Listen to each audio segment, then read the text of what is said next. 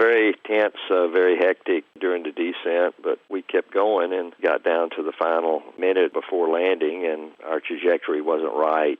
With that bad trajectory, Apollo 11, the first mission to put man on the moon, was about to land in a field of rocks. Former astronaut Charlie Duke remembers Neil Armstrong repositioning the lander so that wouldn't happen. A few seconds later, Neil transmitted, "Houston, Tranquility Base here, the Eagle has landed." Here we are on top of the stars. Never thought we'd ever get this far. We live for moments like this. We come alive in moments like this. Charlie Duke is our guest on this episode of GPS, God, People, Stories. I'm Phil Fleischman. My co-host, Jim Kirkland, is out of town, so he won't be here for this episode. Charlie Duke was not on board the Apollo 11 spacecraft. He was in Houston, talking with the astronauts from Mission Control. But Charlie would get his own chance to walk on the moon a few years later, and you're going to hear him talk about that walk and his walk with God. GPS. God. People. Stories. Charlie Duke wasn't a Christian when Neil Armstrong became the first man to walk on the moon. And he wasn't a Christian when he first walked on the moon either. But since then, God has used Charlie's moonwalking experience to point other people to the one who made the moon, Jesus Christ. People all over the world want to meet somebody that walked on the moon. So we get opportunities to travel the world. We're invited by Christian ministries throughout the world. Churches invite us to come share our faith. And generally, people come to hear about the moon. I talk about the moon and the excitement and the fun of that experience. But then, of course, I conclude with my testimony, and I say that walking with Jesus is a lot nicer than walking on the moon. The moon was 3 days, but walking with Jesus is forever, and we can all do that. Charlie didn't begin his walk with Jesus until after his space career was over. Now, that career was soaring in July of 1969 when Charlie was Capcom for Apollo 11, the first manned flight to land on the moon. As Capcom, Charlie would be the designated person in Mission Control to communicate with the astronauts. On schedule, we started our descent, experienced a lot of problems during the descent, communications, dropouts, data dropouts. We had computer problems, computer overload warnings. It was, as Charlie described it, very tense and very hectic during the descent of the lunar landing module. Then, with only about a minute of fuel left, they realized their trajectory wasn't right. We had him coming into a big field of rocks. He couldn't land there, so he had to use a lot of extra gas to get him over that, and so we were very critical on fuel, and I remember calling 60 seconds to land, and then I called 30 seconds, and we still weren't landing. Tension was mounting in Mission Control, as you can imagine. So finally I heard contact, engine stop, and we knew they were on the ground, and a few seconds later Neil transmitted, "Houston, Tranquility Base here, the Eagle has landed." When Neil Armstrong spoke those words, everyone in Mission Control breathed a collective sigh of relief. I responded excitedly that, "Roger, Tranquility, we copy you on the ground. You got a bunch of guys about to turn blue, we're breathing again." And literally we're holding our breath. Everything went a lot smoother 3 years later when Charlie was lunar module pilot for Apollo 16 in 1972. I kept pinching myself that I was really going to get the chance to land on the moon if this vehicle held together for 4 days till we got ready to land. And sure enough, we landed, and we were very close to our intended landing spot. I just shouted to Mission Control when we landed, "Old Orion is finally here, Houston, fantastic." When Charlie stepped onto the surface of the moon, he says he was overwhelmed by the beauty of it.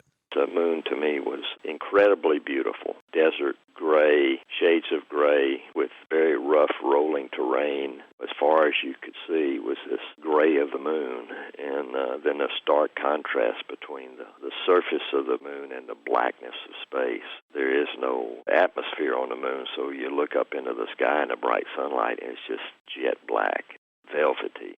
What a contrast. So those memories are indelibly in my mind. As monumental an event as walking on the moon was, Charlie says it doesn't compare to his decision to surrender his life to Jesus. It was in April of 1978. It was 6 years to the month after I went to the moon. The groundwork for that decision, though, actually had begun to be laid years earlier. From my earliest recollection, my mom took my twin brother and me to church. We were faithful churchgoers, believed in God, professed Jesus as Lord, but it was more of a head knowledge. We were baptized and went through all of the rituals of the church as young boys, and it was really more of a head knowledge and rather than a heart. Jesus to me was a distant, more of a historical figure. Though I said Jesus is Lord, I really had no sure, firm foundation that was true. Nonetheless, Charlie and his wife, Dorothy, got married in the church. They raised their children in the church, but that's about as far as it went for their faith. Charlie says Christianity for him was just that hour every Sunday in church. After that, he was in charge of trying to make everything happen in life. But when I got back from the moon, thinking that if I had this ultimate experience and I was at the top of my career, successful, the world says, yes, get to the top and you have peace and joy and happiness, and I didn't have any of that. I was just still searching. That drive that took me to the top was, now what? What are you going to do now the rest of your life? I was 36 years old, and my marriage was falling apart. We were steaming towards the rocks of divorce, 2 kids. So things were pretty desperate in our house. Then, in 1975, his church hosted a weekend retreat, and it was there that Charlie's wife made the decision to give her life to Jesus. Over the next several months, I watched her change from sadness to joy. I was leaving NASA at the time, starting a new career. It didn't really hit me that hard as it did she. Over the next couple of years, I watched my wife as she changed and had a spirit of forgiveness, a spirit of love, a spirit of peace. Now, fast forward to 1978, Charlie and Dorothy's church hosted another retreat weekend that they attended. There, I realized that this is either true or the biggest lie. I'd seen what happened to my wife as Jesus became Lord of her life more and more. And so on some scriptures like John 3:16 and John 14, I think it is, where Jesus says, I am the way, the truth, and the life, I realized this is either all true or it's a big lie. So after that weekend, I made a decision that, yes, Jesus, you're Lord, come into my life. And all of that knowledge that I had in my head went to my heart, and I began to devour the scriptures. I'd read several hours a day.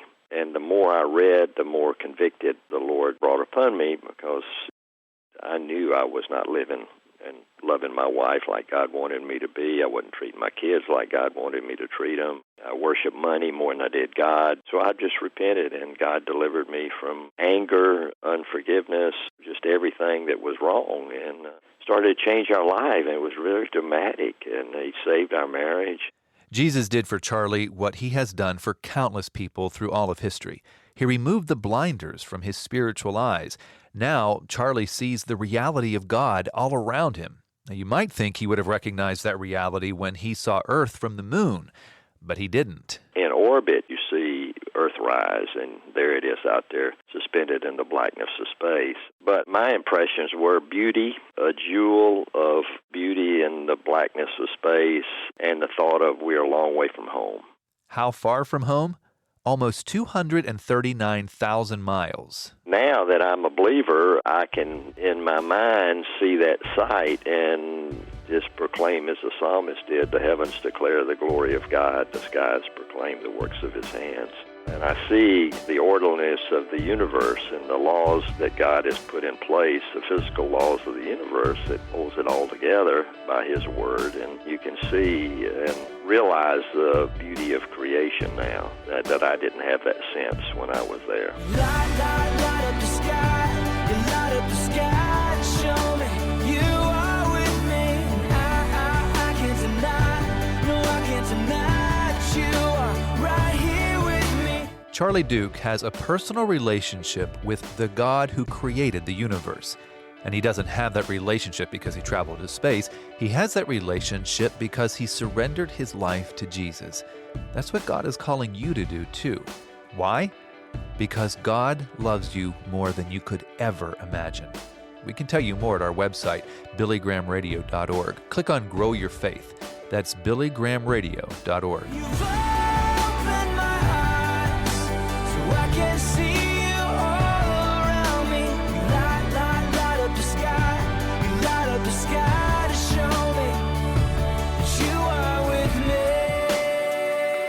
Charlie Duke didn't just walk on the moon, he also rode in something like a dune buggy, and he'll describe what that was like in just a minute. You're listening to GPS, God, People, Stories, a podcast production of the Billy Graham Evangelistic Association. The supreme technological achievement of this century is the conquest of outer space. Billy Graham. No matter how many planets we visit, no matter how advanced our scientific achievements, if we fail to deal with the dark side of the human spirit, if we fail to conquer inner space, then the conquest of outer space will have no meaning. The solving of the various problems like inflation, pollution, crime, and 1,000 others will have little meaning unless we can solve the problem of the human spirit. Yes, we are the people who have been conquering outer space, but are in danger of losing the battle of the spirit. But there is a solution. For millions, it has already been solved, and that solution is in Jesus Christ. Will you submit the inner space of your life to Him who said, "Him that cometh unto me I will in no wise cast out"? You could do it today by repenting of your sin, receiving Christ as your Savior, and you could find all the fulfillment that your spirit cries for. The message that Jesus is the one solution to all of our problems is the same message that Franklin Graham is sharing on the Decision America tour. He's holding a prayer rally in every state capital, and he's challenging Christians to boldly live out their faith at home, in public, and at the ballot box. You can learn more about it at decisionamericatour.com. Our guest on this episode of GPS is Charlie Duke. He was the 10th person and the youngest person ever to walk on the moon. He was 36 at the time. Not only did he walk on the moon, though, he also rode in a moon rover. It was folded up and bolted to the outside of the spacecraft. We deployed it and drove a total of 25 miles. I was the navigator. I had the maps. I had to get us from point A to point B. My commander, John Young, was the driver. It was very bouncy. The moon's rough. It bounced a lot, and the whole thing only weighed 80 pounds up on the moon, so it had good shock absorbers, dampers and stuff, but it still bounced. Wheels bounced off. You hit a little bump, and your front wheels were off the moon, and so it was a very dynamic, very exciting ride. We had our seatbelts on. We sure do appreciate former astronaut Charlie Duke taking time to talk with us on this episode of GPS, God, People, Stories. You can find links to GPS and a lot of our other audio content on Facebook. Just search for Billy Graham Radio. I'm Phil Fleischman. Jim Kirkland will be back with me on the next episode of GPS. Thank you for listening to this episode. GPS is an outreach of the Billy Graham Evangelistic Association. Always good news. Here we are on top of the stars. Never thought we'd ever get this far. We live for moments like this. We come alive in moments like this.